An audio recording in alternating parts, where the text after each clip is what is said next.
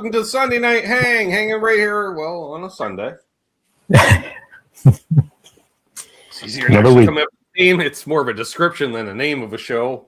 You know, that's what it is. We're hanging. It's Sunday, and we're gonna have fun tonight. Oh yeah, we're gonna talk about all kinds of gear-shaped objects, and everything in between.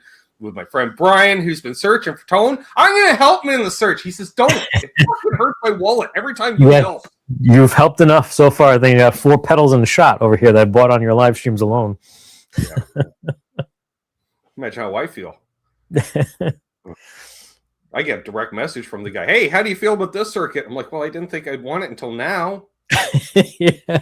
You know, because it's his take on something, and we're not going to for the sake of people. You know, but as you know, the man builds top shelf circuitry and wizardry. Oh, yeah. So it's like, absolutely.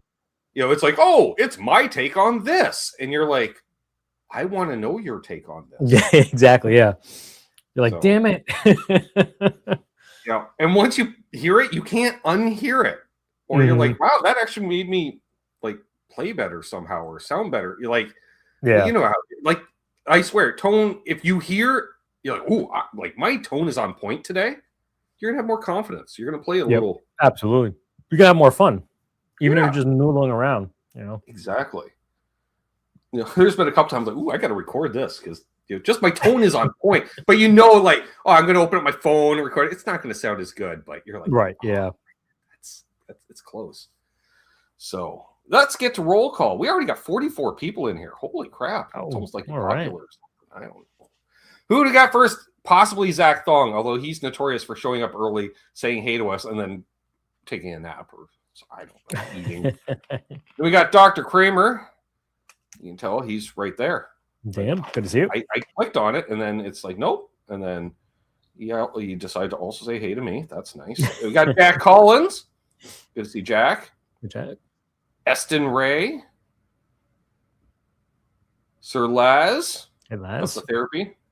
No, that didn't work out at all. How about Hungarian Homie? That works. There you go. Jerry's 3 Gs, which stands for Gretches, Gibsons, and Guilds. I'm sure. No. But it should. There's Matt McCollum. We know him by the shape of the way he is. Yeah. The way he types. We got Greasy Monkey Guitars. Dave, good to see you. Paul McNary and a sort of feline-shaped objects. It's been a minute, Paul. And I believe possibly a new name, although lifestyle choices. Richard's in the chat. Great to see Richard. Welcome. Good to see you. There's Randy Price. You can tell by the way that he is as well. I was lurking a bit, Randy, last night. Tone's on point. Just saying. Blue Mox. He likes to leave them everywhere, including in my chat. Good to see ya. Patrick Trites. Pat. Hit Metalworks. Brian wasn't late. I was. Better. I smoked a bong during the intro video. I forgot to do it pre-show. There's Guitar Man 45. Great to see you, Bo. Good to see you, man. Hip Metalworks. I don't know if I said hey to Hip already. Well, if not, I just did. That is Charles. Oh, yeah. I love that. Great. Great to see Charles. Good to see you, Charles. Glenn Michael Thompson, fellow Canuck. He's out of the Poutine province. Ooh. Papa Blue. Papa Blue. Great to see you. Cushman, NYC, and some numbers. Not quite a zip code. Michael Kraus. Good to see you. Ronnie's here. Graphite and Cigars. He's going to be jealous. He waits until like, oh, you're talking about blizzards and stuff. He's like, well, I'm watching from the TV next to the pool. All right. Fine. That's fine. That's fine. There's Brother Ed. Hey, Ed. Good to see you, man. The man who wins all the guitars on the internet. I tell you. I wish I had his horseshoe. The man doesn't need to buy any. He just wins more than any of us get. I swear. Arf's here. It's Arf. Fancy. Oh, Zach is in fact here. You can tell. There he is. There he is. Hey, D-Mac. Good to see you. What's up, D-Mac? Michael Crow says, hey, Ben, is that new Wampler pedal basically what you're looking for? As for those who don't know, to preface, I have a theme each year, and this year is the Master of Puppets tone is the theme of this year. And the new Wampler pedal, in case you're living under a rock, they're like, oh, it's a Marshall and it's a Mesa Boogie. Except, no. You know why, Brian? What was that? They have a switch on it. You can go Oh, yeah. EA, I did see that. right? So you can stack one into the other. But there was no option for parallel side by each mode, which is what you need, which is what I'm doing with the LPD router. Parallel signals. So it's like stereo, but not. So, yeah. Swing and a miss, Brian Wampler. But clearly, Brian Wampler watches me because, you know. We thought maybe he could sell you two, and then he could. He didn't bring it out before I started talking about it. I'm just saying.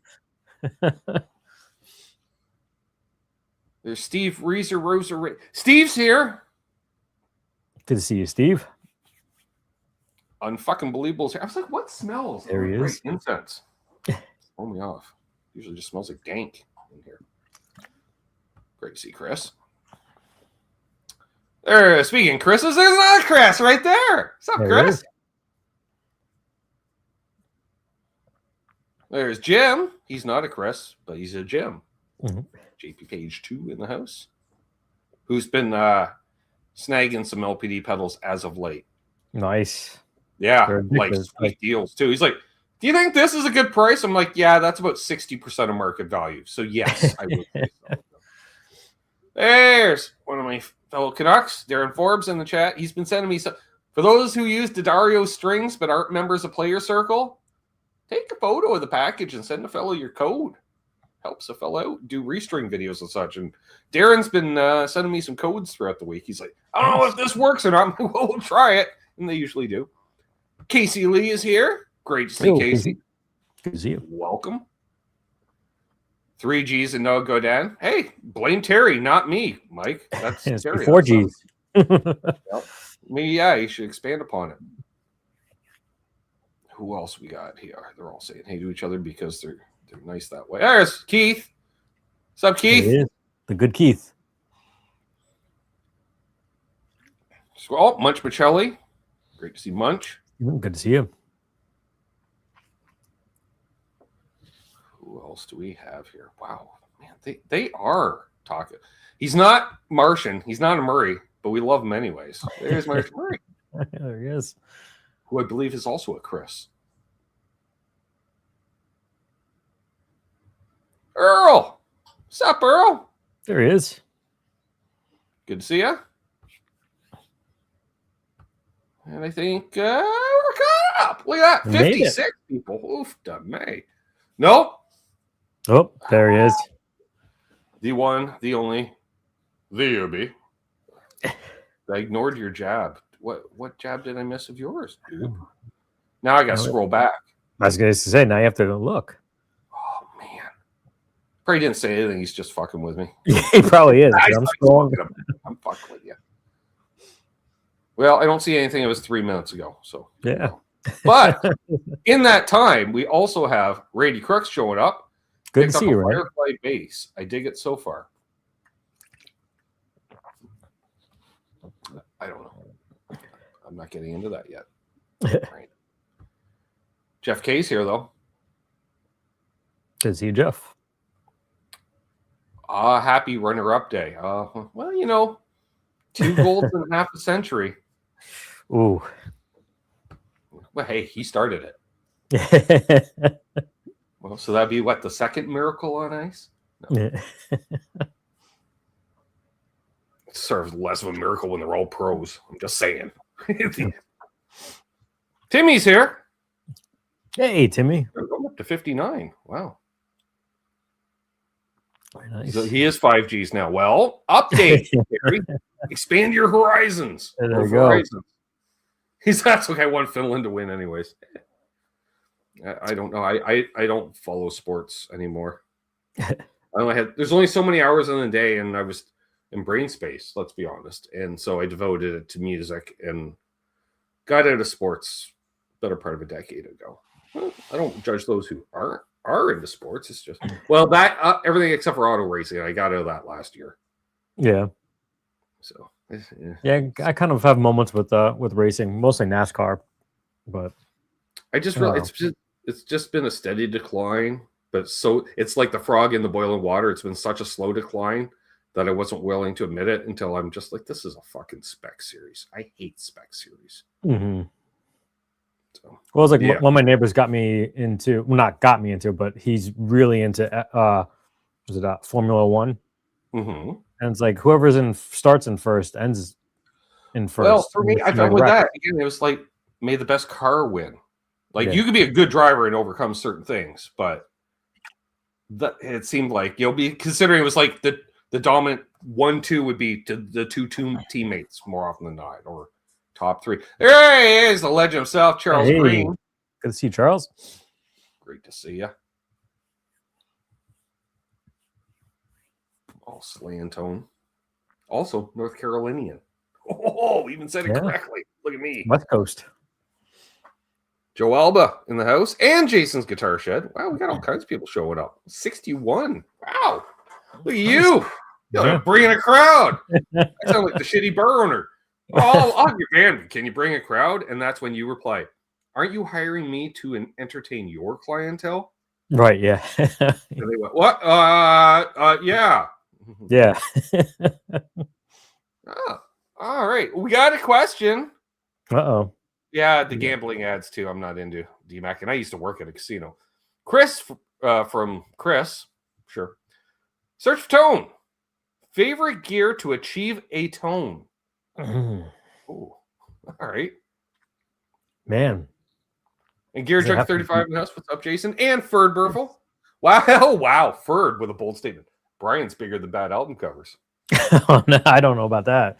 Wow, it's funny because every time I go into a thrift store, I have one on the phone. I gotta send it to the Facebook group. But I always look for a bad album. My wife's like, "Why are you looking through albums? You don't even have a record player." I'm like, "I gotta find a good one." The scary part is because it's too hard to do. Like if Trev isn't there to do the production side of it, for me to switch tabs to do the album versus the look. I can't see the chat at the same time. So I physically have a stack of 10 albums off camera in case of emergency, in case Trev can't make a joke. Because having gone through, as we were saying off air, because I inherited my parents' album collection, which was a whole bunch of yard sale finds, and I'm going through and I'm like, oh, there is some gold here, Yeah. So so to get Chris's question, does it have to be a particular thing? No, I'll say, how about currently, or maybe it inspires you to play, because a good piece of tone equipment will inspire you to play. Yeah, I mean, if it doesn't have to be a specific, like I would say any type of pedal, like any pedal. Sure. Any good pedal. Answer it how you would like. We can't know that you're lying and full of shit. Besides, everyone toke up. Then Brian's answers are more believable. Oh, yeah, because you just like it could be any. So I like the budget ones to kind of find what you're looking for, but there's nothing like any like boutique type pedal. Like builder a budget pedal. phaser gives you an idea what the hell a phaser does. Right, if you like it or not. If do you like chorus? Do you like flanger? Do you like, because you may not like all of them, so why waste your money on a good one? I've used them all at the same time on occasion. Yeah, I mean, I'm huge on all of them. I love all of them, so it's really tough. I feel like I need a board like so huge, but yeah, I mean, even just the other day, I just straight the Princeton Reverb just threw the Wampler Distortion into it, and just haven't played it in a while, and it was just There's something about Princeton, Yeah, I see that's a full tube Princeton, or as opposed to a Tone Master Princeton. Okay, yeah, which is full there's a reason I use a Princeton in all my demos, because anything sounds good plugged into a Princeton, which is from the demo side, great, because it makes your job easier. Because the last thing you want to do is be sitting there trying to do a demo on a tone that you don't like coming out of the amplifier, and it's just like, that didn't mix well. But yeah, I could see that. Oh, hey, sis. There she is. Hello.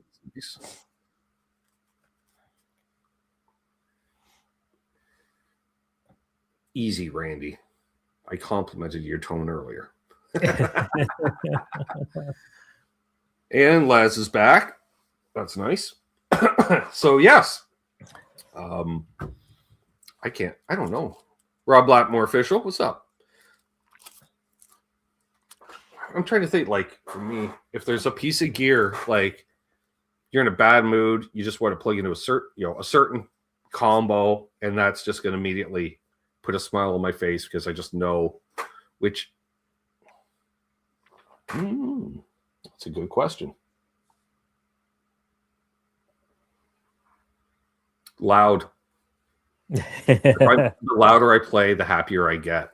Yeah. Not that it hurts the ears, but especially with a Fender amp, it's like nothing, boom. But as soon as you go to that boom, it just sounds better though, too. Right? And all of a sudden, oh, fuller. It's like, oh, I found the whole bottom half of my tone. Yeah. That's actually why the first tube amp I had was a Hot Rod Deluxe, and I didn't like it because anything past 1.5, it was too loud to use. You're out. Yeah, it was almost like I say, that weekend in the mic, we'll call it whisper, even whisper, gigging volume. Like it wasn't that upper bedroom where you can get some resonance. And okay, someone's going to hear it in the next room, but it's not like the neighbor's going to be complaining or anything. It's just it's like someone raising their voice. You're not yelling, but you're just raising your voice. Like let's call it outdoor voice. Yeah, if which is that great volume to noodle around on, in my opinion. I play a bit louder now because every time I plug in a rig or into my rig, my first thing is, holy crap, that's too loud. And I'll immediately reach down to whatever overdrive's on and turn down the volume by, let's say, 15, 20%. But within 5 minutes, I'm goosing it right back up to where it was again because I think it's like the ears gloss over. Yeah.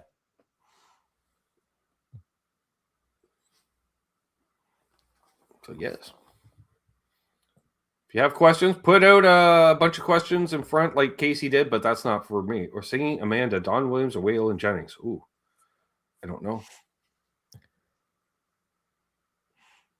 I'll go with Waylon because I like Waylon more than Don. But I like Waylon's guitar playing as much as... Plus, the guy had a country career for decades, and he's like, I'm putting a fucking phaser and everything. I'm like, I can respect that. And that was his tone.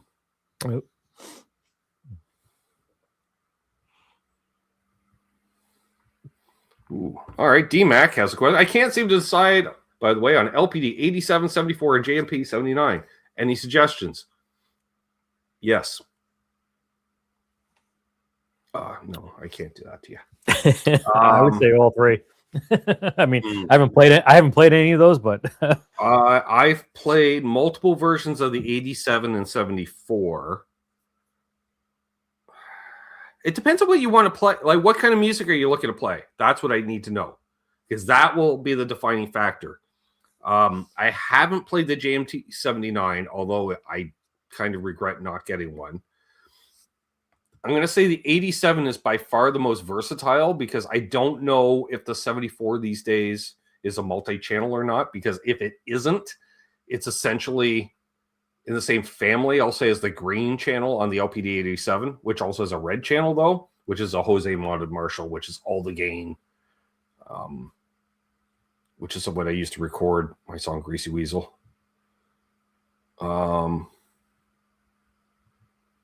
And Matt's like, that's what I said. Yes.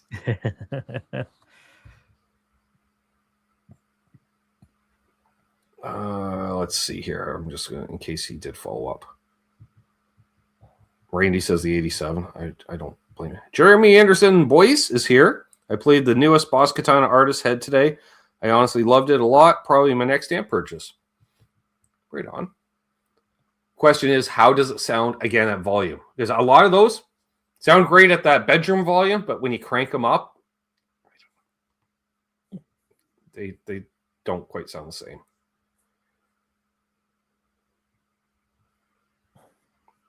And I don't see a follow-up. So while we're waiting on a follow-up from DMAC, Steve is asking, what's the newest guitar you got, Brian? Oh, are you in the Discord? I think I teased that in the Discord. He I'll might go get it, actually. Just myself. All you need to watch is Doug Rapport's demo of the 87. Yeah, or RJ's, or it wasn't Steve in the Discord apparently. Oh, I told my guys that I would show it off tonight. Ooh, is that Jay Matthews? Nope. No, just a Ventura 2. Ooh, nice. They were. Now is that Robin's Egg Blue? Yeah, pretty much. Okay. Yeah, because it's showing up as slightly off white. Like when you turn it that way, it looks pure white. But I noticed at certain times I was catching some of the Robin's Egg. Yeah, it's kind of like a Sonic bluish. That is a beautiful dark fretboard too. Hang on, we have to expand upon this. How do I do that? That's that button. Nope, don't kick him out of the studio. Expand. I'll just do it on screen. Make him in the studio. Nice, very nice. I had my eyes on one of those myself because, not gonna lie, middle position on that. All right. I had no desire to own a Jazzmaster, Brian. I'm sitting here one day, and Reverb puts out these videos. Hey, do you want to sound like this guy? Mm-hmm. Like, I don't know, maybe. So they're like, here, this is how to sound like The Cure on the cheap. I'm like, all right. Which was basically get one of those and get a fucking electric mistress. Play it in the middle pickup position. There's like half of the Cure's catalog. Now, I'm not a huge Cure fan, but it is a certain jangle that was a genre through the 80s. So I was like, well, fuck. I guess I'm getting a fucking Jazzmaster now. I get around the electric mistress because I've got other stuff that can do similar things, but Jimmy Biter, what's up? Hey, Charles says it's not a Gretsch, but very, very nice. Thanks. Yeah, I was never ever into really the Jazz Masters, and Steve Cassidy's done a couple. Yeah. And Steve also likes HSS Strats, so let's not. Yeah. Greens and Steve. Sorry, Steve. As he just popped in too. Speak of the devil. But we actually did one. Oh, hey, Steve. Not too long ago, we did a. Actually, yes, he does love his offsets as well, which is very fine. And so you thought, I see now I can relate without even knowing any more of the story, just for the fact that I got a couple friends that have Explorers and Explorer-shaped objects, and I didn't really have it was on my bucket list, but far down, and then I end up with a fucking Explorer. So yeah, I get it, Brian. Yeah, peer pressure's a thing. Well, weak spines are things. I feel like I need one of those too someday. I had one. I had so that's like somebody made about the Firefly before. I like those for finding out if you like that body shape.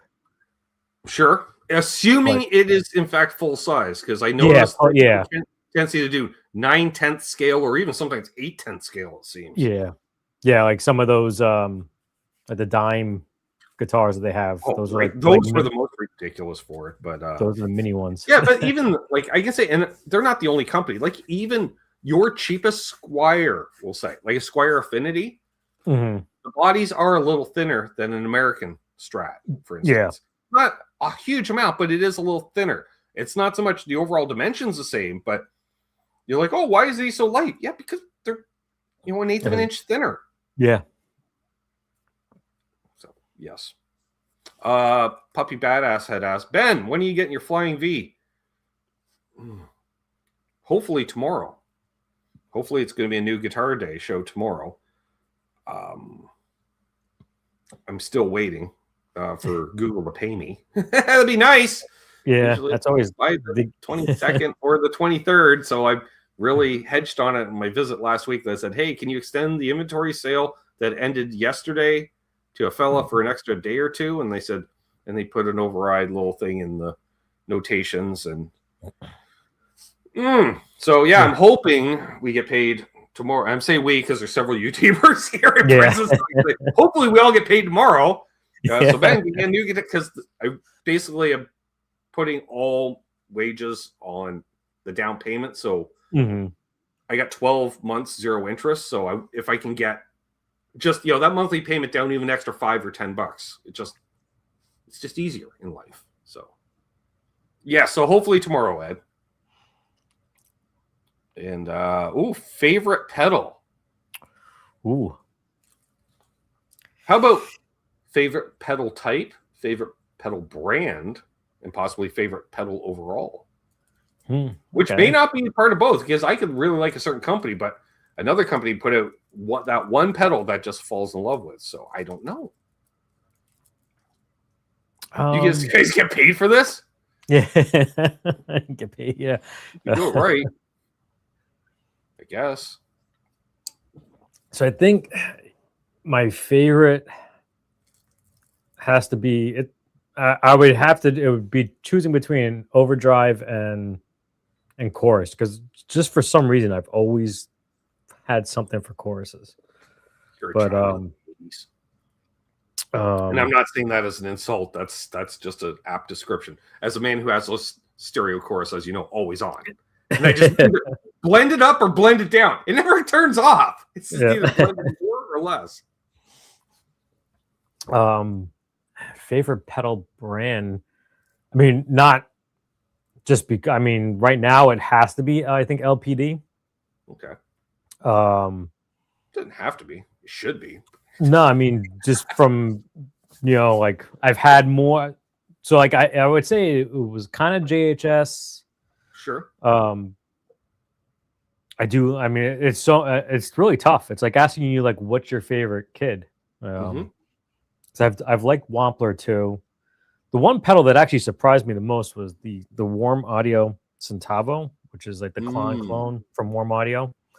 It was the first pedal when I got back into playing that like plugged into it, and it shocked the crap out of me. Like how I'm like, wow, this is actually really good. But and I think just because I haven't played it in a while, the Angry Charlie from JHS was probably my favorite, because you could back it down and it could be nice and mellow, or it could be, as the name says, like completely angry.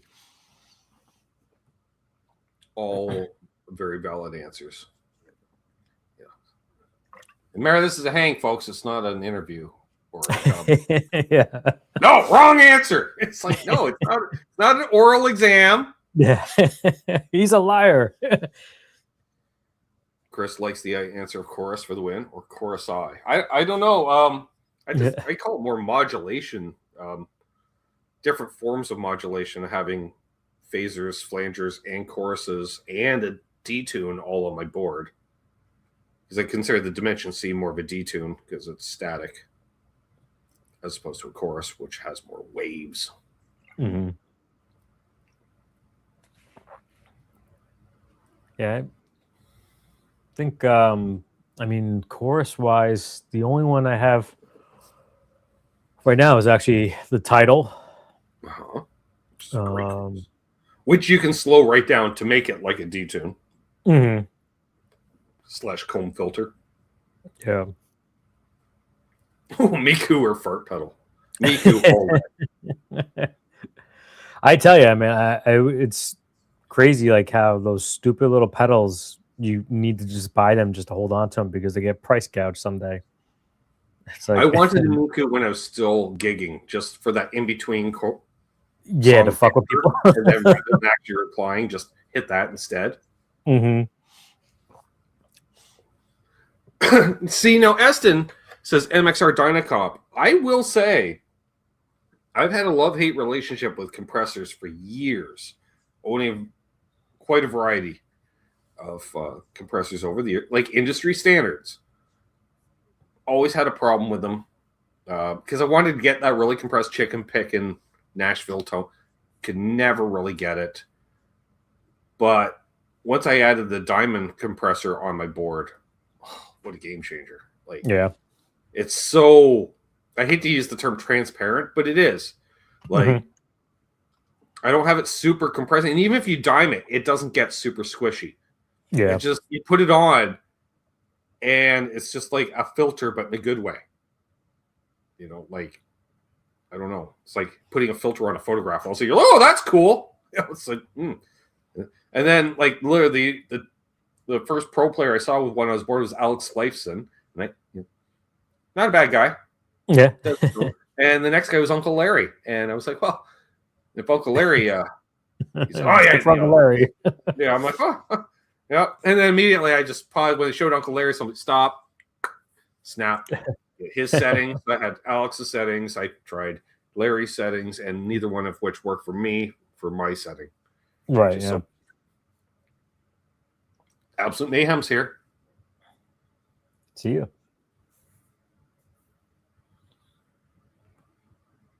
William DeSilva, I didn't say hey to. I don't think. Yeah. Source Audio Gemini is a great chorus. Nice. My chorus right now these days is the MXR stereo chorus. Old yellow deal. I do want to get a stereo in, stereo out chorus to place post Dimension C to see how much different that will be. Because a lot of those 80s guys with the rack systems were running their chorus after their detune, and I'm running my detune after my chorus, and it's okay. But let's see what happens. Calculator for the win. Easy there, William DeSilva.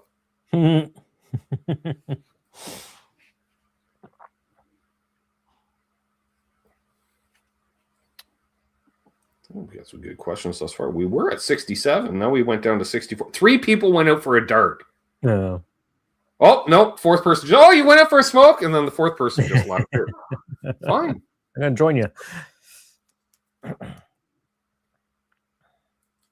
I can't fault people for doing that, folks. But I should mention, again, any tips to the virtual tip jar will be going towards the Flying V Fund. There you go. Hopefully, we'll get tomorrow. And going towards Operation Down Payment or First Payment. Either. Oh, speaking of people that like to take guitars away from you, there's Marcel LeBlanc. Hey, good to see you, man. My pleasure. Ooh, it's always good to help out the brothers to the north. Any 3 pedals, what do you pick? Ooh. Klon. Because it's the only way I'm getting a Klon in my life. Which I should actually get is 3 Klons and sell 2 of them. No. I'm going to go with a Klon.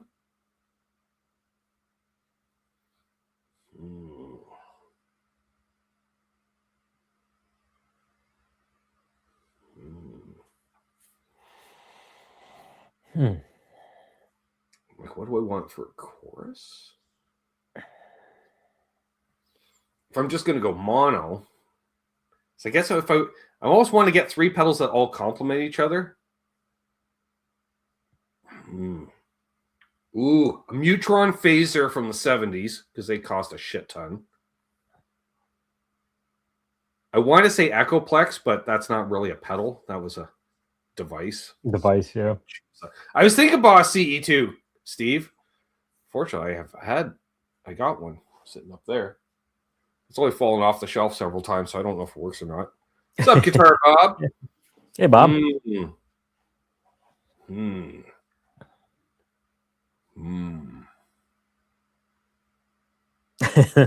those fancy tape delays that uses an actual tape in the pedal. Oh yeah, I think T-Rex makes one. Yes, I'll go with the T-Rex one because that's one. Yeah, he just uses a regular cassette basically. Which I was talking to the distributor for one of those at a music store, and he's like, I said, how much are the cassettes? And it was some ridiculous. It was like $100, we'll say, for a cassette, right? And I said, well, isn't it a regular cassette? And he's like, yeah. I was like, all right, I'll just buy it without the cassette. I said, why? I have cassettes, dude.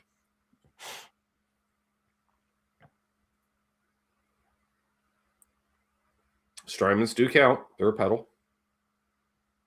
Charles is on board with my deal. Okay. Now the massive Strymon, like the like an H90, that counts. Yeah. So, all right, you got to name 3 pedals, 3 dream pedals. Oh, Mouth guy. Man, I hate this. I hate being put on the spot. Okay, Ed. For some reason, I've Garden always... Herzog doesn't count, Darren, but excellent choice. But yes, because it's more like a head than a pedal. That's why I didn't choose the Echoplex. the what was it, the Eventide for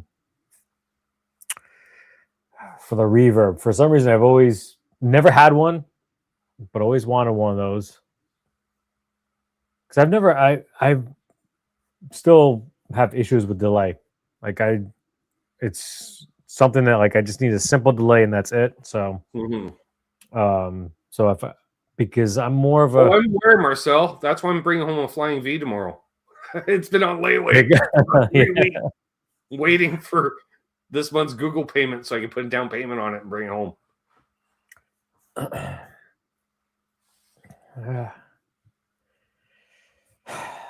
Three metal zones, Steve Cassidy. No. Yeah. Juan Ottawa and Ed's Temu space pedal. No, Steve. Some sort of muff, I think I would have to go for. If that's the case, I'd say what, a 71 Ram's Head big muff. Those are the holy grail. So yeah, sure. I just thought that'd be, if you want to do the retro board, like the most pretentious, all the retro huge EHX pedals. You only have like 8 pedals, but the thing's the size of a Fender guitar case. Yeah. The ones with all the power supplies too that are yeah, you got multiple power bars. Those power supplies? No, power bars. I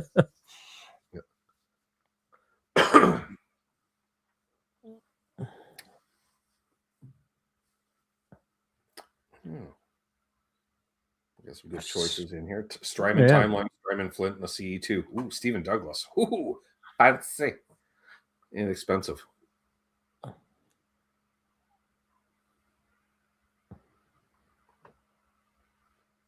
You know you want the Ditch Tech Crossroads pedal. I do not.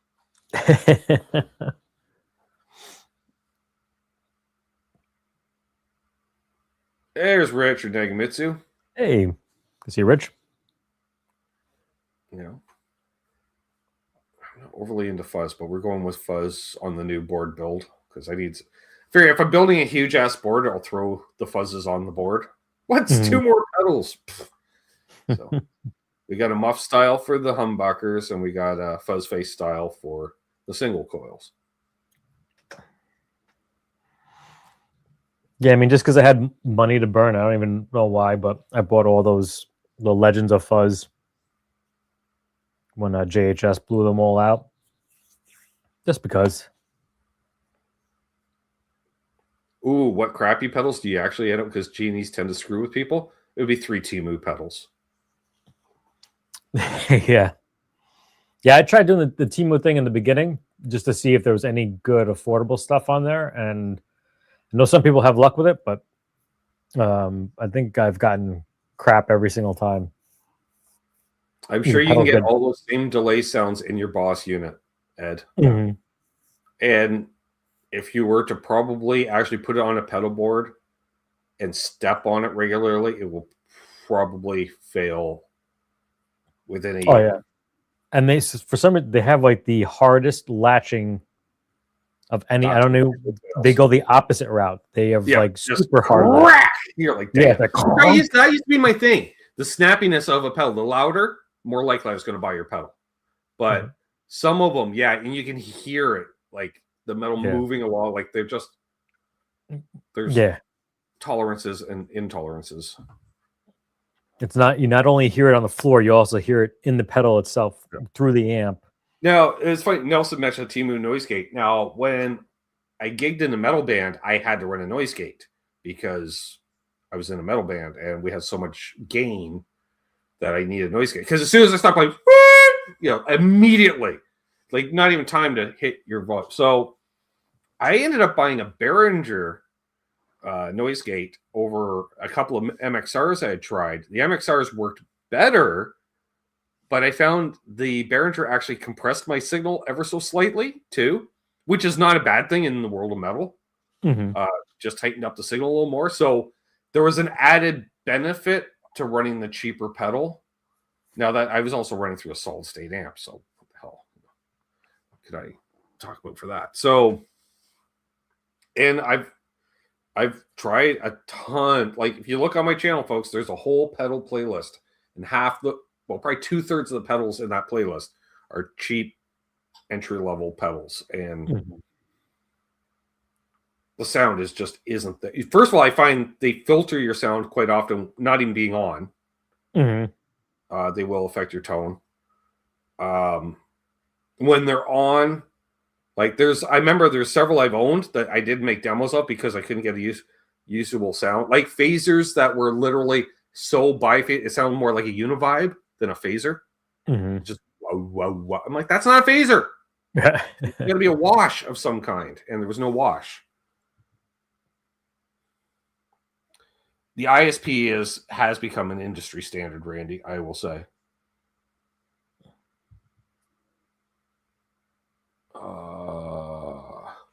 What pedal board am I using for my build? I'm actually using a coffee table. Because I have a coffee table out in the garage, and it had a little side skirt on it, Brian. So it's like it would sit like 3 or 4 inches off the floor, and I thought perfect, But then I'm like, I don't really use it like as a pedal board, so I thought, well, why don't I put the legs on it? Then I can reach over, and it's just like right here, and because I do have to reach over quite often to make adjustments.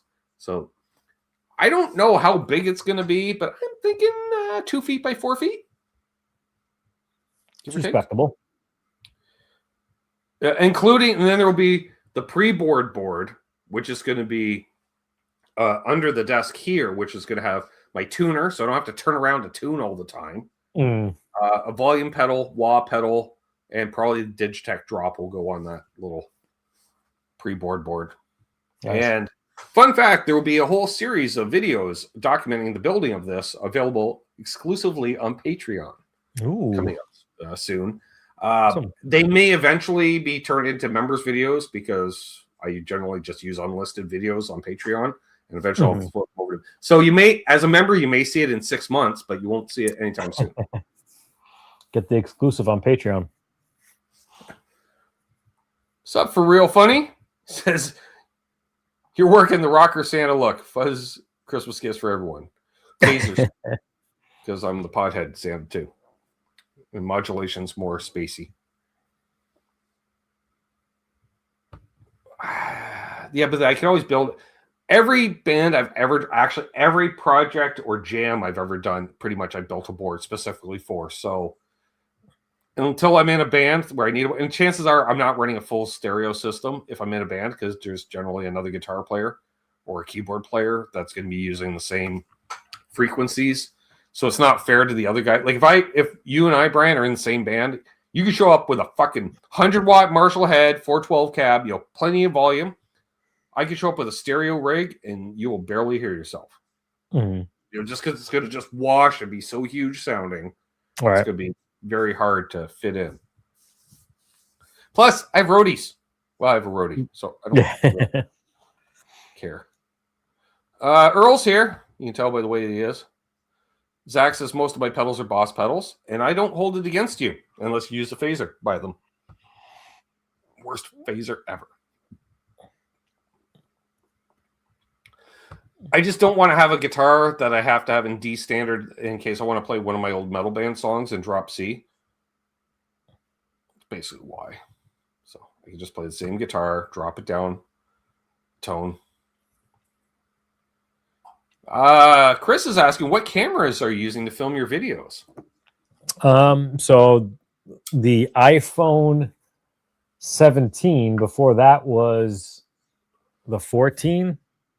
So I started, all my videos were on the 14 and I'm using I have a Sony that I just have not gotten, because you just get so comfortable using the iPhone that you just haven't broken rank from it yet. There's a free app called Final Cut Camera, and there's also a Black Magic camera, which I think might be $2.99, and it makes the image look better than just your conventional iPhone camera. There's a couple of different settings, like they're on like traditional cameras, that you could use to make it look that much better too. So Brian Hall, y'all. stuff. Hey, Ryan, good to see you, man. My videos are still shot on an iPhone 6 because I haven't got a new phone in going on 7 years. I'm due. I was going to get a new phone, but hey, phone payment is going towards a flying V instead. There you go. I wish I could get.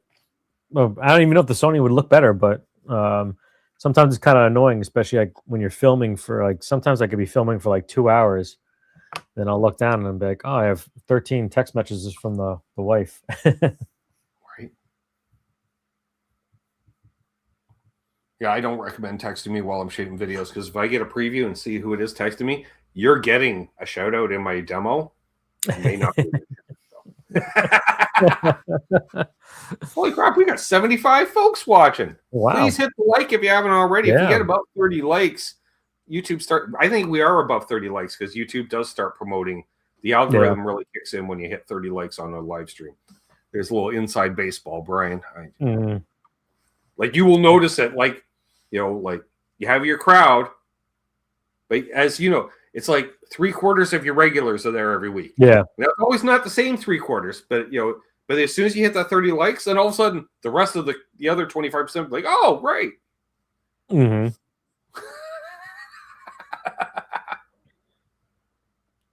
46 and counting. Awesome, for real. For real, for real? For real. Great to see you.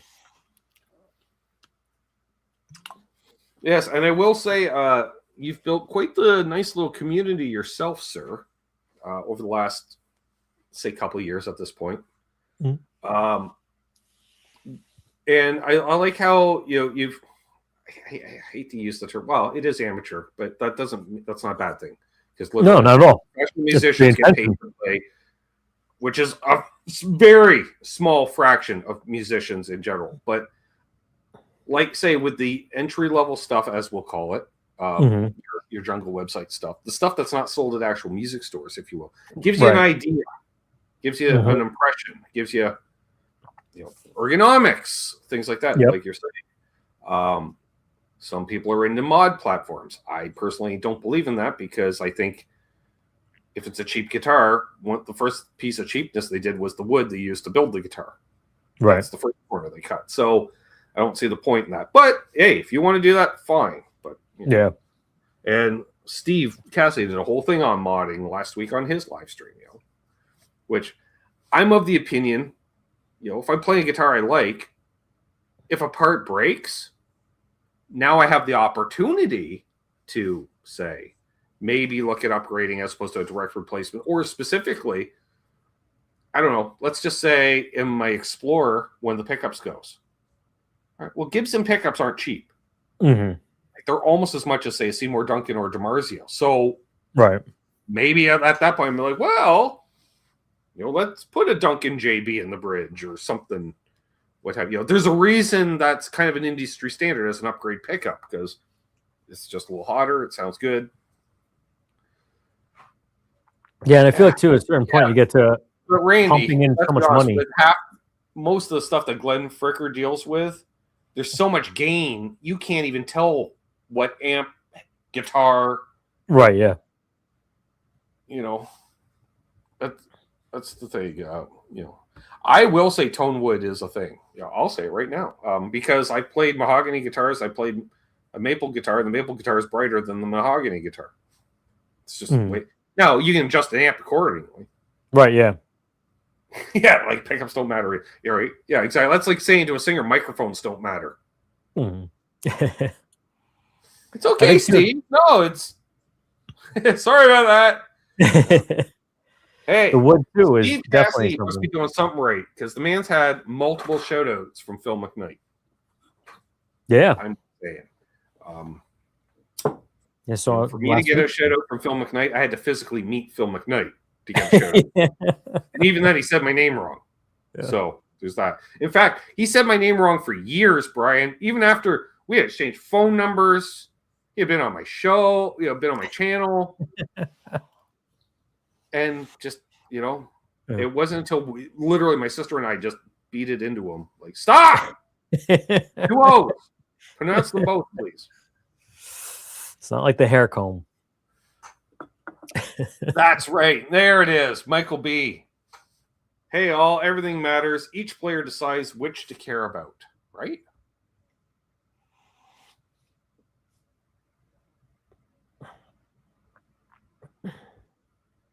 The big hole in his argument is I have 4 to 5 of the same guitar with the same woods and pickups, and they don't sound the same. Well, and that's the other thing, too, because wood is wood. If you look at wood fibers, like you can build 2 guitars out of the same tree, and they won't even sound the same or weigh the same, even. Yeah. You know, it's just the way it is. It's wood. It's not like metal that has the exact same compound consistently, because we've refined metal to the point where, you know, you buy a sheet of aluminum, you should buy a sheet of aluminum. Right. Last come back with a member milestone message. 62 months. Yo. Yeah, exactly. Which is funny, Michael, considering he literally did a video on how to pronounce certain companies' names back in the day. And I'll say until lately, it was always Mesa Boogie with me. It wasn't Mesa Boogie. It was always Mesa Boogie. When I started a YouTube channel, I stopped calling it Mesa Boogie because I was like, when people trolled me in the comments over calling it that, I was like, that's allowed. No, I'm going to do it more. What's up, Riffs, Reviews, and Mods? Hey, Jeff, good to see you, man. If wood and pickups didn't matter, I wouldn't have so many guitars. Exactly. And don't even get me started with, well, and you know, guitar body shapes affecting tone. Mm-hmm. So there's a reason I'm picking up a Flying V tomorrow, because it doesn't sound like my Explorer, which also doesn't sound like a Les Paul, even though they're all built by the same fine folks in Nashville. I put some credence into it, but it was interesting, Brian. Something stuck in my head for years was Paul Stanley talking about, like, he didn't play the same guitars on stage as he did in the studio, for the fact that, like, when they go in the studio in the 70s, for instance, everybody's playing through the same, basically, Marshall setup, right? A plexi through one or more cabs.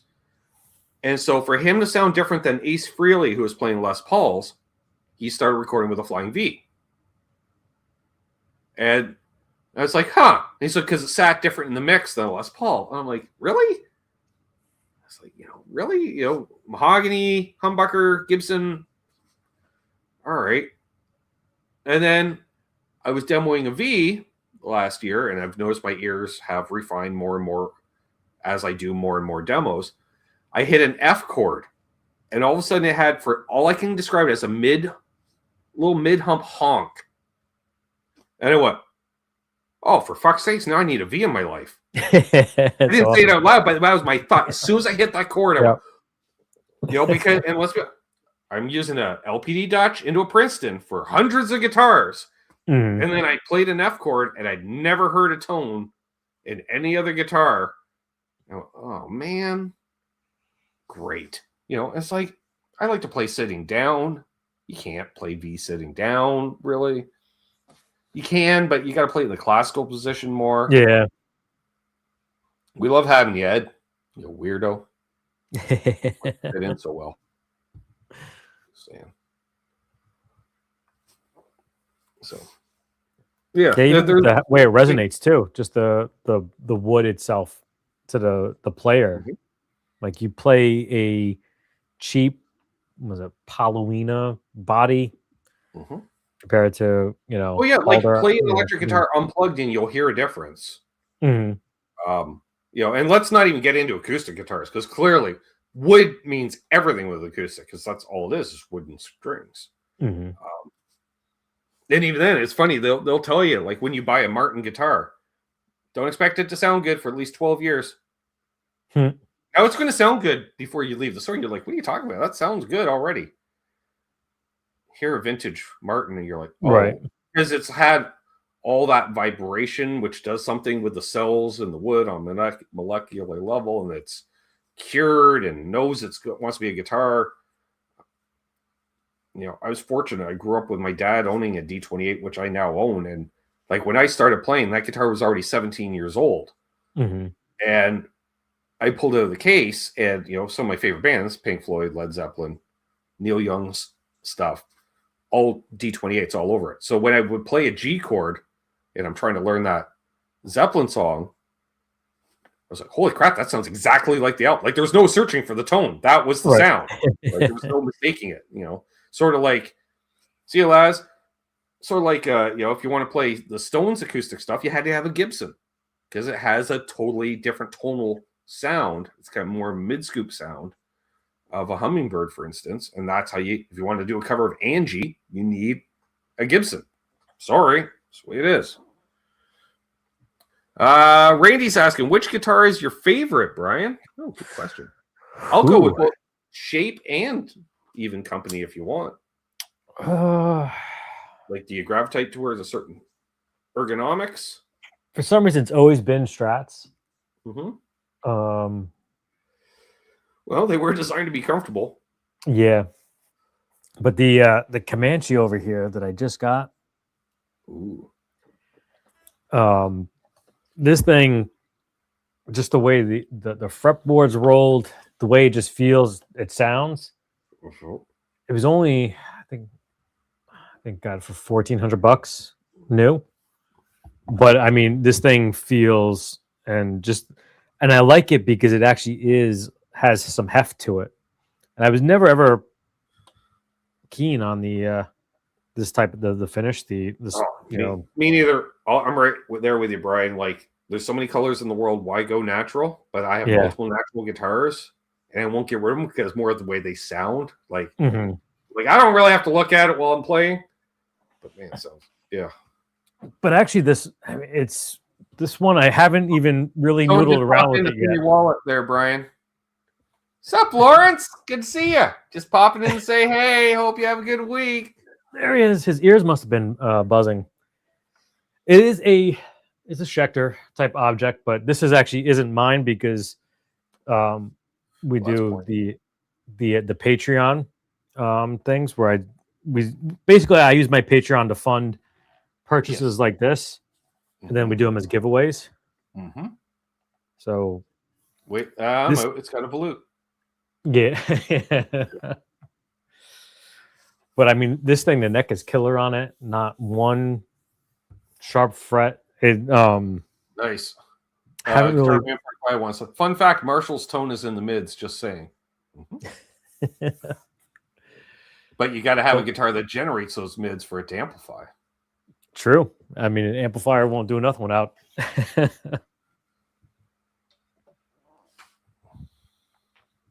yeah, I think I just gravitated towards my first guitar was a Strat, so Hall of Famer. Just saying. Yeah, that Schecter I was really impressed because I usually let them vote on too and pick colors and stuff like that. It's not something that I probably would have. I'm not really big on the florally fretboards and stuff like that. It has a bit of a gem vibe to me. Yeah, which I like it more on acoustics than electrics for some reason. I don't know. Ronnie loves natural wood guitars. Tom Lynn says volutes are everywhere. No, on the guitars I'd like to buy. Just a bit of housekeeping. Next Sunday we got this guy here, Charles 75N, coming back on the channel. That's gonna be awesome. So get your questions, concerns, and comments ready, please. And also tomorrow night we are doing Canucks with guitars. Hopefully, new guitar day. Hopefully, as well as bad album covers and some live Q&A. I'm sure it's going to be a lot of questions about the guitar.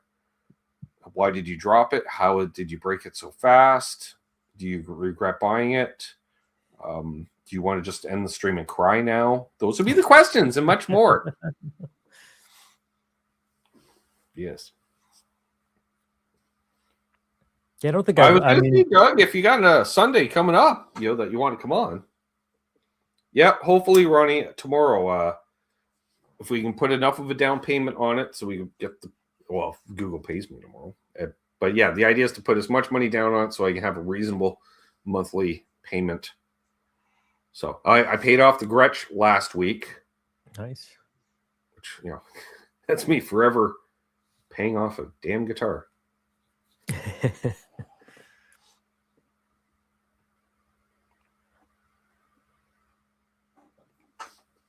Ed likes his Tees guitars. Okay. I haven't laid my hands on one myself, but based on the price point, I think it would feel like a toy to me. But I'm not into the whole melding Gibson Fender thing. Like, just me personally. Like, I have Gibsons, I have Fenders, but like, I don't need a super flat radius on my Strat or Telly.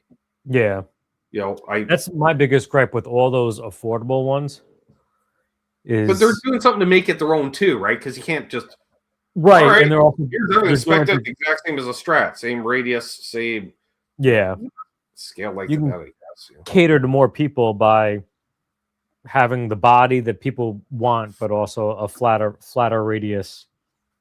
Yeah, but which in theory, flatter radius people will tell you is a faster fretboard.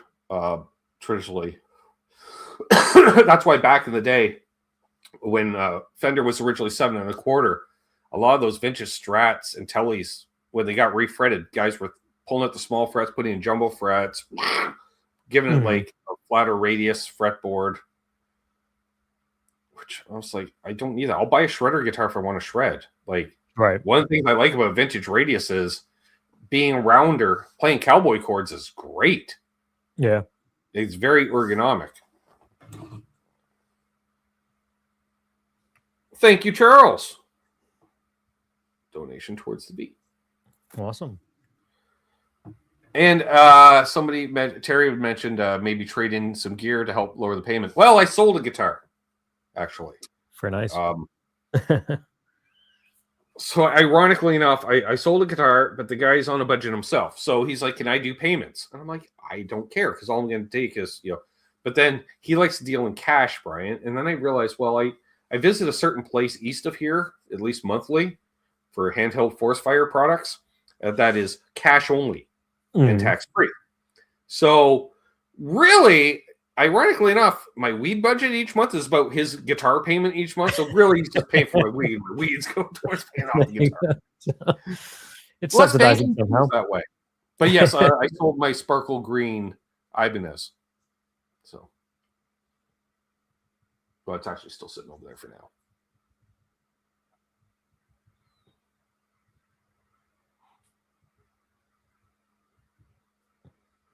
I know you can't wait to get that Freedom Caster, Ed. I can't wait for you to get too. Yeah, right? Yeah, that's a famous line. Page's Telly sold more Les Pauls than Les Paul did. Because everything's a solo to Stairway to Heaven. That's a Telly, the Stairway to Heaven guitar solo. Fun fact, the first 2 albums is nothing but Telly. So there's that. Well, there might be a little 12-string already by then. Which even then, that wasn't his double neck. All the 12-string stuff you hear, that's all a Fender 12-string on the albums. Because it's really hard to record with a double neck, because generally the strings on the other neck will have sympathetic ringing. So you'll get, which is cool, droney stuff if you're into that, but not everybody is. Randy says he struggles with anything rounder than a 10-inch radius. Well, you shred. That's why. I used to never consider anything. Casey is thinning the herd. I'm going to be putting up 12 of my guitars for sale in this coming month. I was like, I don't know how many you have. Are you getting out of guitar playing? Or are you just freeing out a lot of space for new product? Because that's what I'm in, the kind of upgrade phase, I'm going to say.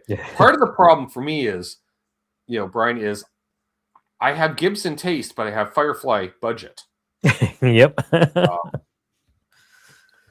And fortunately, with certain lifestyle choices, it affects the memory banks, which helps, because that time I played and demoed a Murphy Lab Les Paul, ruined for Les Pauls for like 4 months.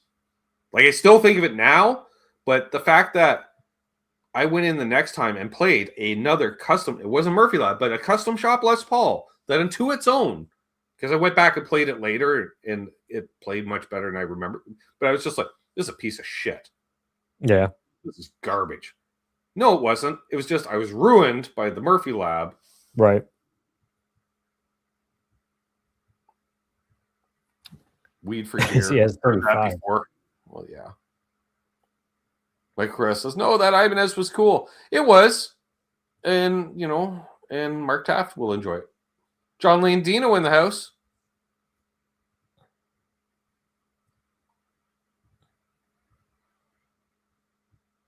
I could, but I can't pass virtually today. that would be like The state of North Carolina really frowns on weed. Yeah. Really frowns. Yeah. Now, did I care whenever I spent time in North Carolina? Fuck no. To the point where I would have people going, you know, like, because I'd walk around like it's nothing. They're like, you can't do that here. It's like, oh, right. What's up, BCG 5150 Guitars? Another Chris.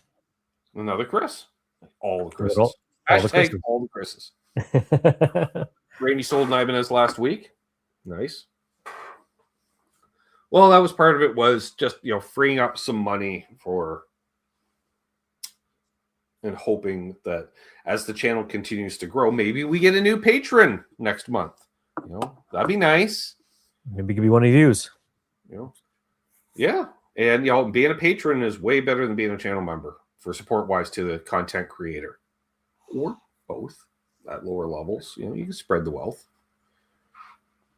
But I will be putting out and I have been already, those who know that are patron, I've been upping my, it's not just the monthly video. There's posts. Yeah, there's a lot more posts, which is good. Yeah. I got to start doing that too. Right? So, well, and I know YouTube likes it if you share a video somewhere other than YouTube. So I'm like, well, I only share it on the Patreon platform. It's right there. You know, honestly, if I share a link on Facebook, I get half like friends and family from over the years like, what's this? You do YouTube? Yes. Yeah. Or, oh, you play music? Yes. Like, where have you been the last 15 years? 10 anyways. Let's say 10. No, closer to 15 now. 14.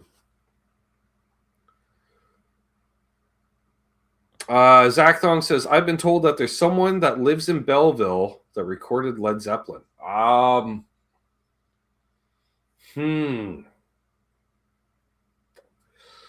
By recorded Led Zeppelin, that'd be very few people that were in those rooms. That'd be producer, engineer, tape runner.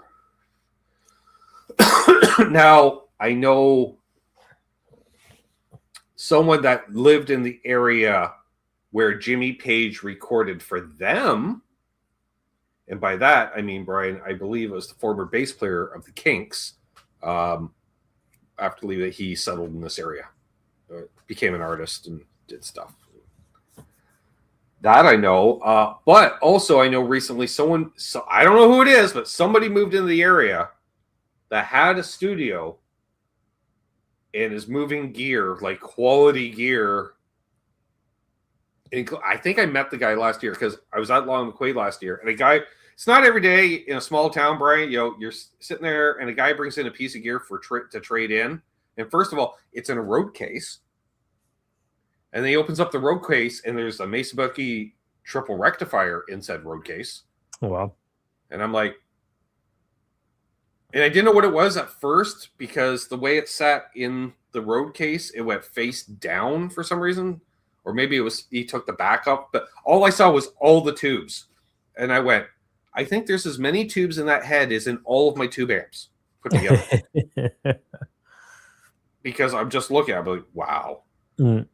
And he explained how, like, he had a studio in Toronto, I think. And when he shut down, he moved down here and he didn't sell everything off. So he just brought everything down here. But now he's going through. He's just like, I got way too much stuff. Like, I have to.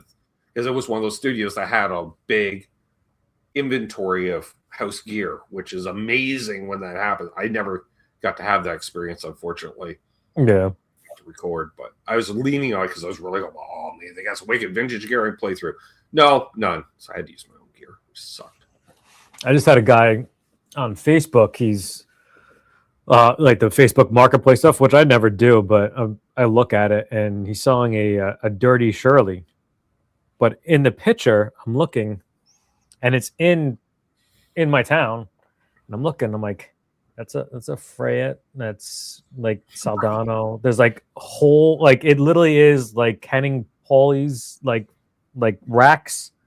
Like I'm like, I almost want to just go and tell the guy I want to buy it just so I can go see that shit. Right. And they're like, yeah, you know what? And especially that's like where you go, while you're there, you're like, well, I'm here. You got anything else you want to get rid of? Yeah. You'd be surprised the deals you get and what you get. Yeah.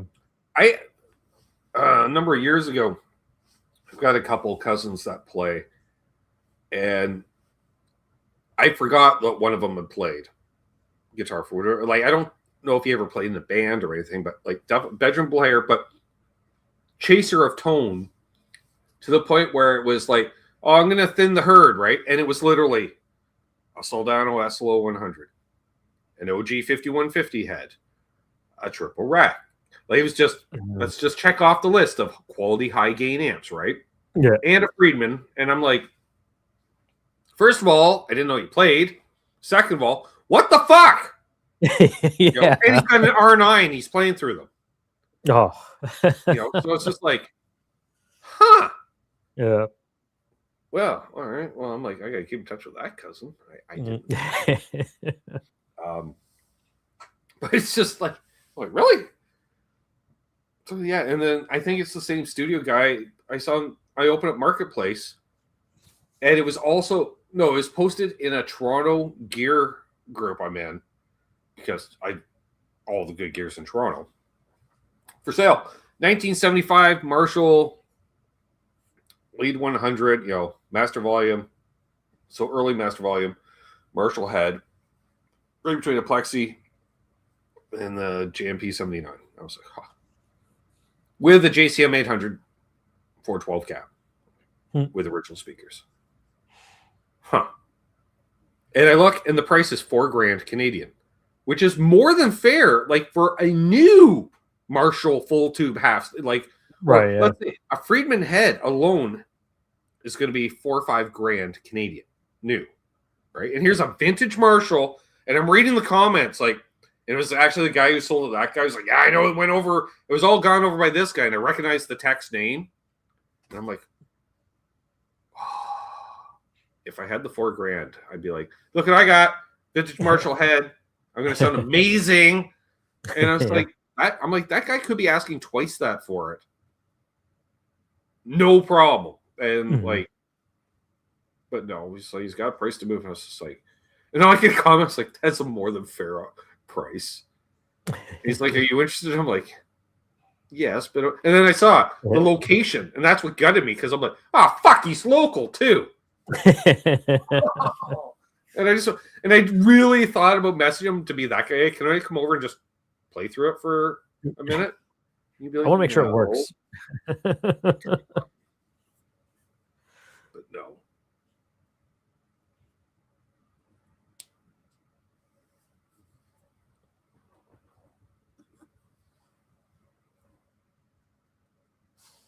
I'm going to go a little while longer here, folks.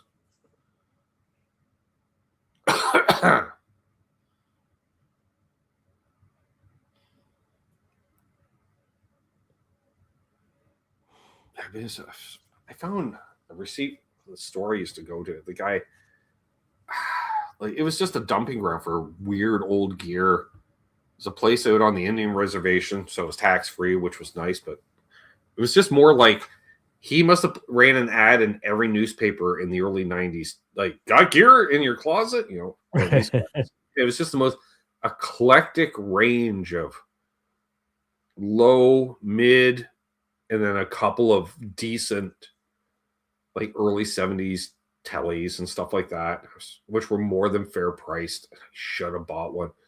Like, this was in 1992, 1993. A new Telecaster, just American, because they didn't have names. It was just an American telly. A new one was 900 Canadian. Okay. He had a 72 in there for $700. And I'm just like, Yeah, that's tempting, but Yeah, it's a lot of money back then. More than fair. See here. Casey says, after 50 years of playing, I just got my first great amp, an AC30. Nice. I always wanted to get a Vox. I just thought that'd be the greatest thing in the world. And then I played through a couple of them, and my hands don't work with Vox amps. I wish they did, but I sound like shit through a Vox. yeah. Haven't played Vox yet. Oh yeah. By the way, Brian's got a channel, folks. Check it out. Jeff K, thank you. He's like, what weeknights do you typically live stream, Brian? Always on a Wednesday. Yep. Wednesday, 7 p.m. Eastern Standard Time. Thank you, Terry. Appreciate it, Terry. Thank you. Yeah. And if you haven't already, please check out Brian's channel. I'm gonna be honest, he sent a bunch of people over my way, so it'd be nice to send some people back and grow his community as well as mine.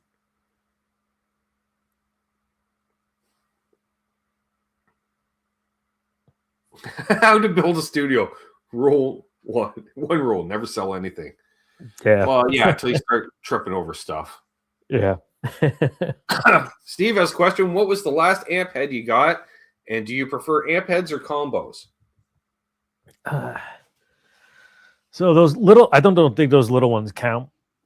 Those ones that Phil McKnight just kind of, because those are really just pedals in a box with a Class D power section. So so the last head that I had was probably before I got divorced, and that was a JVM 410.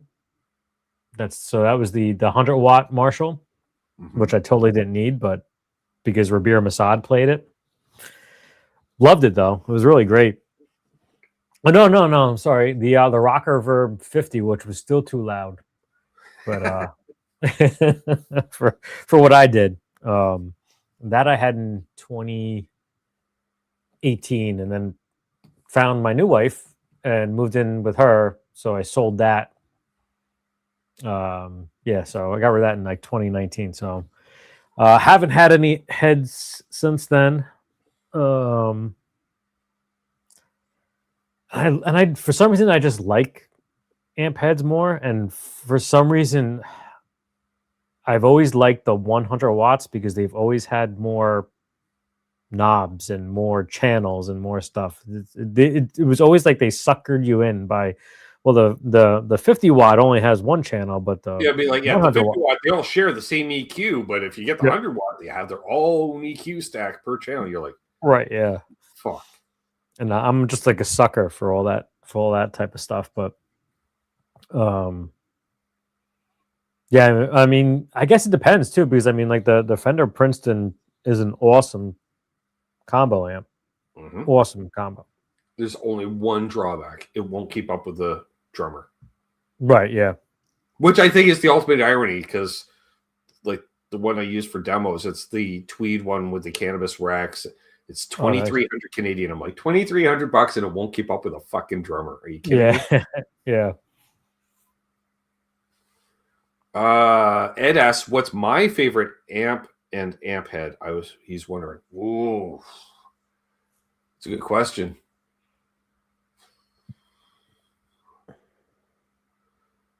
If I had my ultimate option, it would be probably the Princeton on one, because I run stereo. Because I love a Princeton circuit.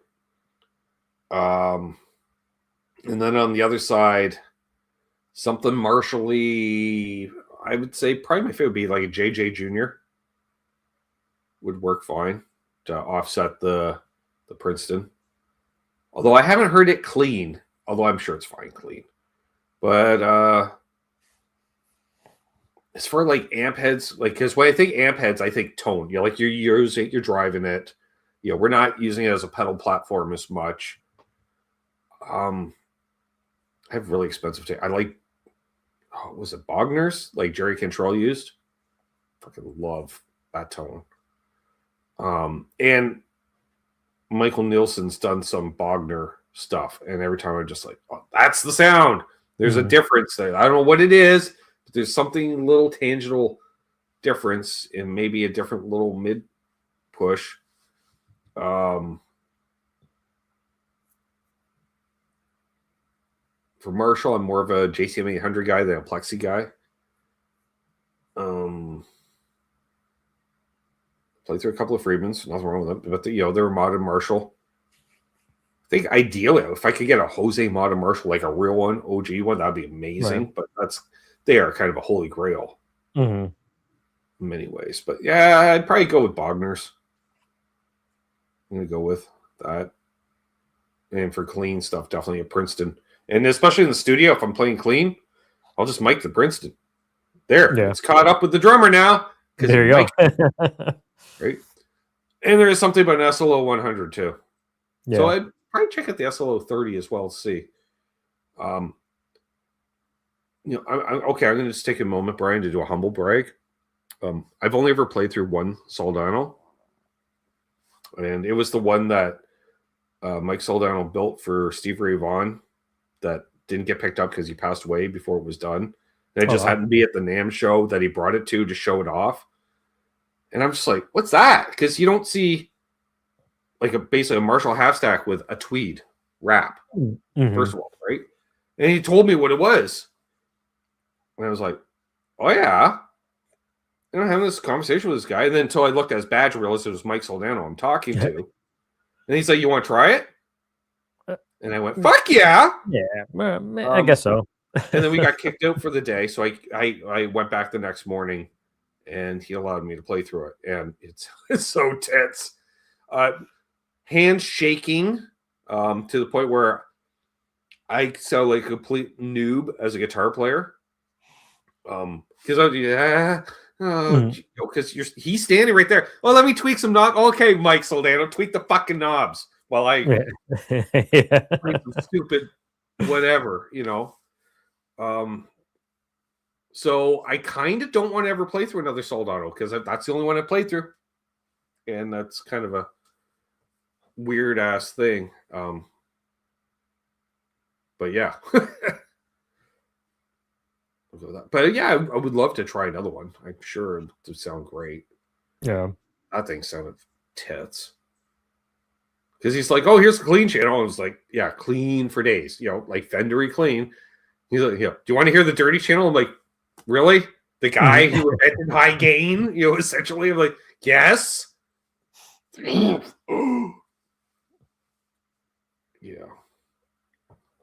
Just saying, folks.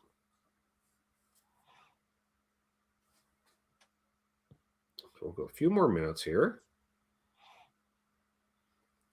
Charles is still hoping to get his first Princeton tube amp.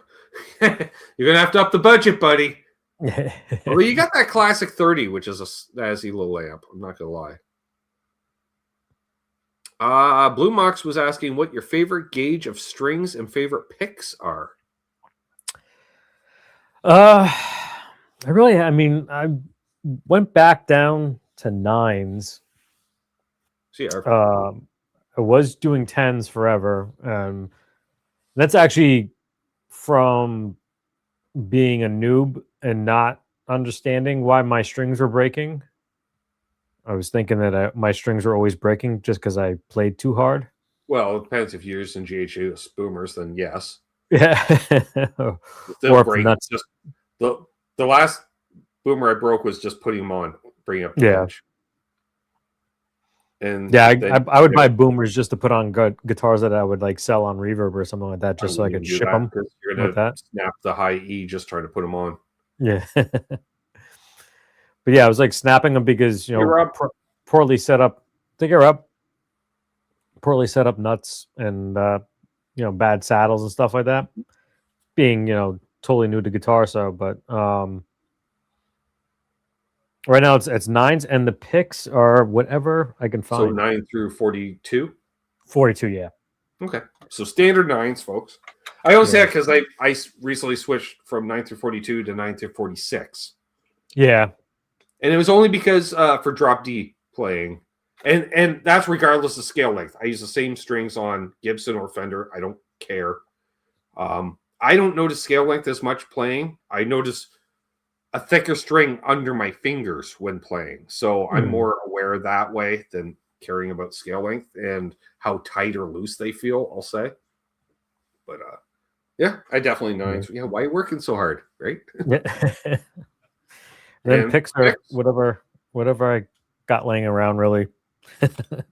I someday I'd probably hammer down, but I've had everything from the Fender mediums, the tortoise type stuff, tricks too.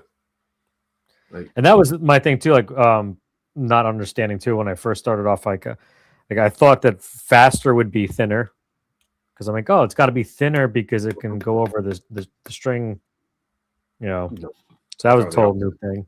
But my Tone King picks from back in the day. But I did try when I first started playing again these acoustic attack picks. Mm-hmm. They're like these grippy ones, and they're like centered, and they have like the tip. And I didn't like them actually. It was like a weird like sliding off the string that would have that actually. If you see like earlier videos, I mean, not that my videos sound good, but they sounded really bad. When I was gigging, I used 1 mil for because I was strictly rhythm, and even when I started playing lead, I got so used to using 1 mil pick, and it worked out great for everything except for pick slides. It's too fat to do a quality pick slide to get the nice, really serrated edge sound. So I would actually have thinner picks just for songs. Like a 73 were great for that. So I'd use a thinner pick if I knew I was going to do some pick slides. Sup, Sugar Tush? That's quite the name. Brian, I like your show. Excellent. Hope you like mine too. And as far as picks, that reminds me because I just snagged a shit ton when I went to NAMM shows years ago, and I'm still using those picks to this day. And I have done the 1 pick challenge where I played using 1 pick for an entire calendar year. Oh wow. The thing was gonna be nothing. Do I have it? There we go.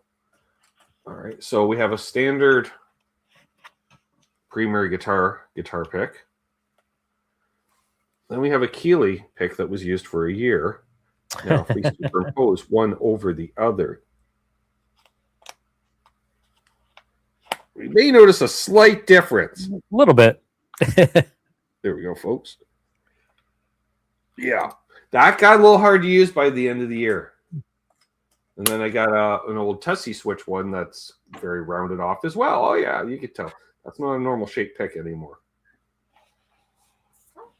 They have a variety of thicknesses there and stuff for... Just grab whatever. I used to though be like one set and I would use a new pick because I would just shave off one side, especially if it's like doing a lot of Metallica stuff, was just downstrokes, and it would just shear that side to the point where it'd start curling over on the pick, and throw it away. What's up, Richard? So, yeah. Should try the 1.5 mil Ernie Ball Prodigy. Let's play with a thick pick the other day. What the fuck is this? It's called a big pick. It's old school.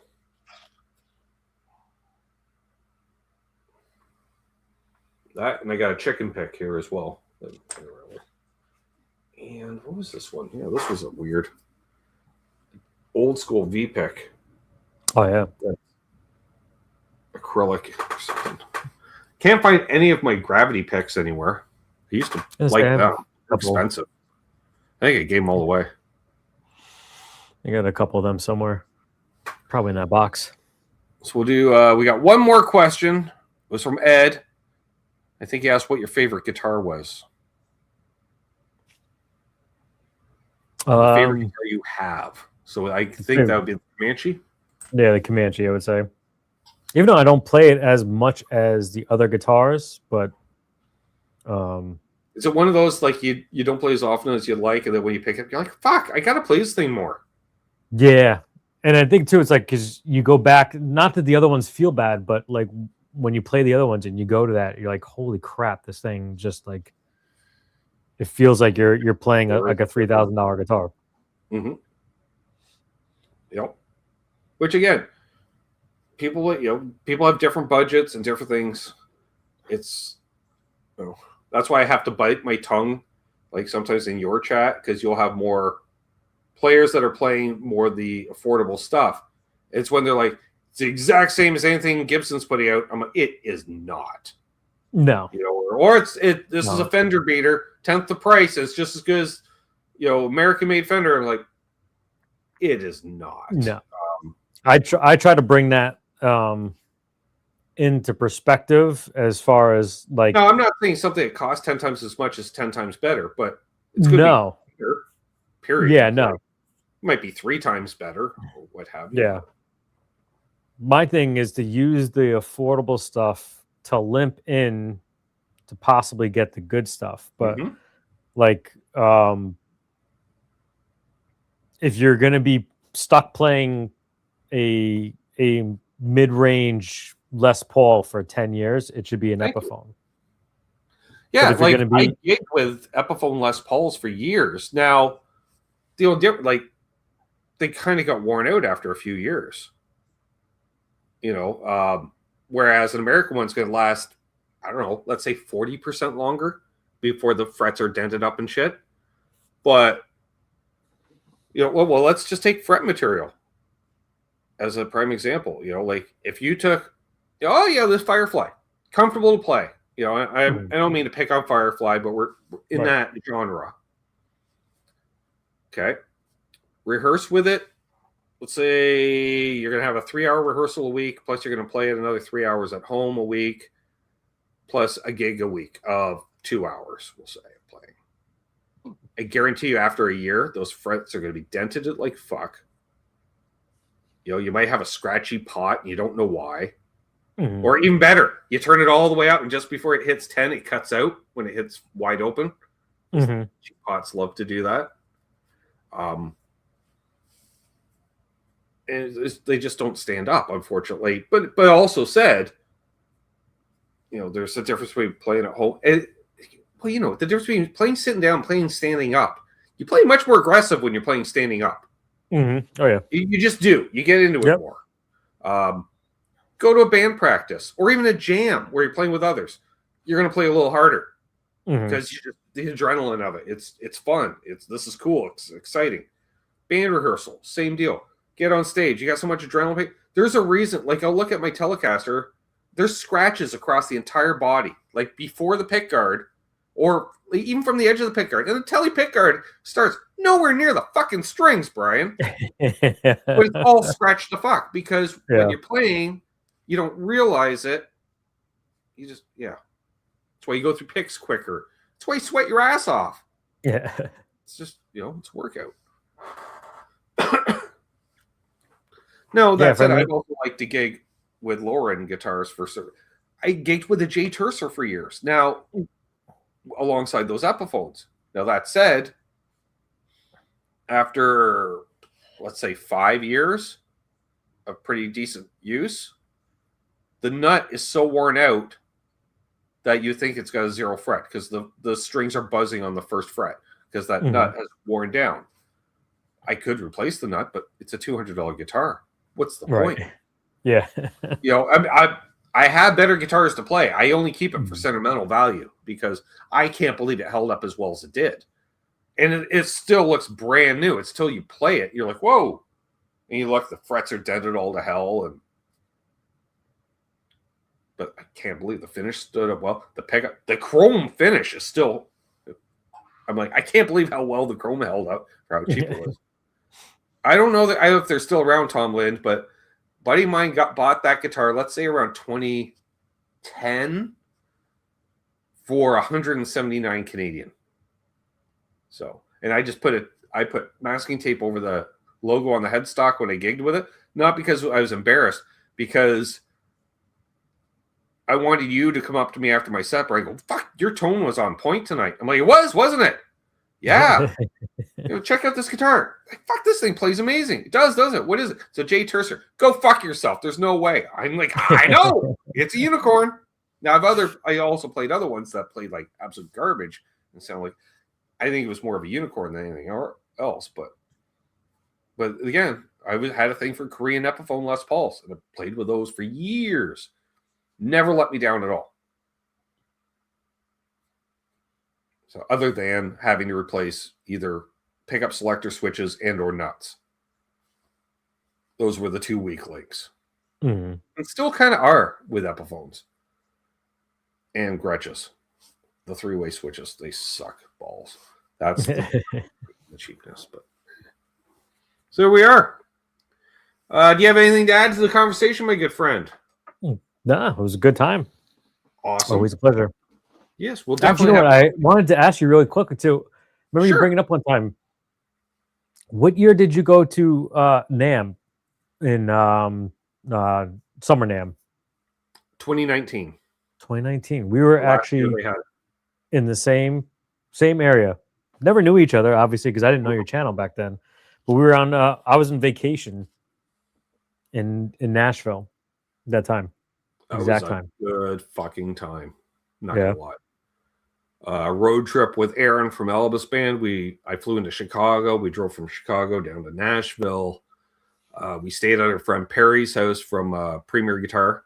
Shout out Perry Bean from Premier Guitar. He does the rig rundowns with Chris Keys and John Bollinger.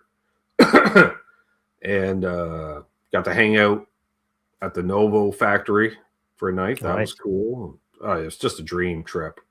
Made a bunch of content. Check it out on the channel, folks. Got hammered on Broadway. Probably hammered in the same places. So hammered. Yeah. That was a good trip. It was a good trip. Yeah. It was my first time. I'd never been there before. In Nashville during Summer NAMM. What? I left that up to the local. What?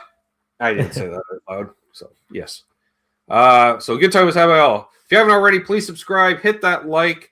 Check out Brian's channel if you haven't already. Maybe Terry will post it again here at the end so you don't feel bad leaving to go sub and check it out.